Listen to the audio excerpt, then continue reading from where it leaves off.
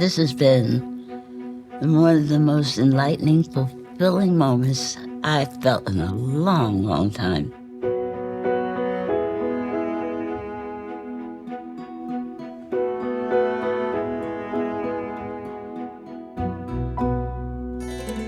Singer Dionne Warwick came to me hoping to learn about her father's roots.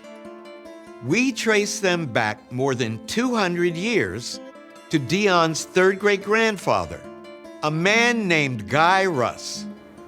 We believe that by 1860, Guy was enslaved by a white planter in Jackson County, Florida, named Joseph Russ.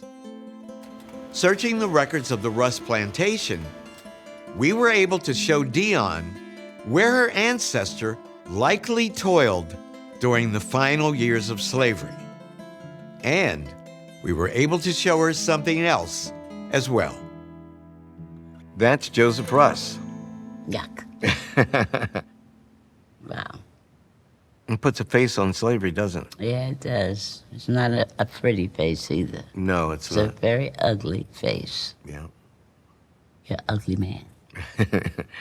Emancipation was proclaimed in Tallahassee, Florida on May 20th, 1865, and on December 6, 1865, the 13th Amendment was ratified, which officially abolished slavery in the United States. What do you think that moment was like for your great-great-grandfather? Finally to taste freedom. Oh, I think it was a jubilant day. Mm-hmm. You know, I feel that he finally said, finally, I can be me. Yeah. And all mine can be who they are, finally. And Mr. Joseph Russ, I don't want to say what I want to, but bye-bye. Dionne's great-great-grandfather was roughly 50 years old when freedom came. The world around him must have seemed like a dream. As African Americans began to exercise their new civil rights.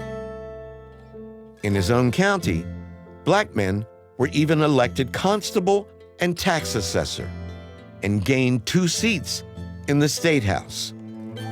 But a backlash was coming. Former slave owners and members of the nascent Ku Klux Klan were not about to give up their power, and newspapers quickly filled with accounts of horrifying racial violence.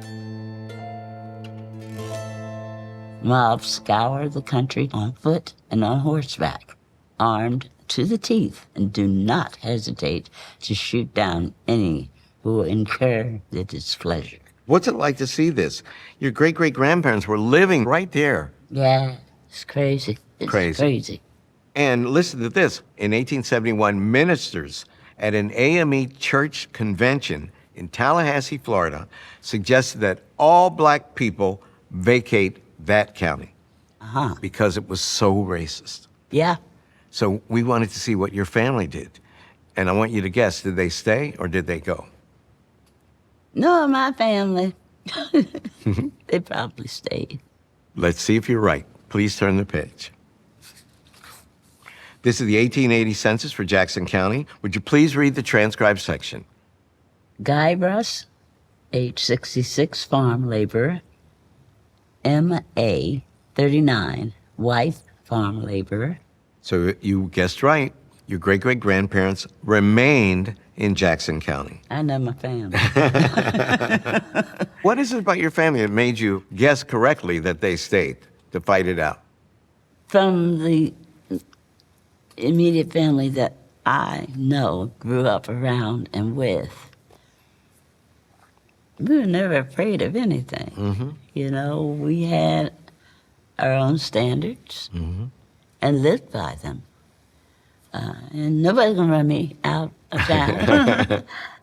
Sure. But, you know, not that we're that brave, but we believe in the right.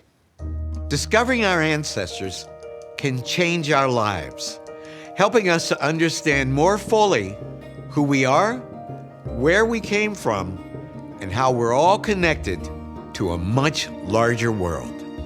To see more incredible family history stories, click here. and thank you for watching.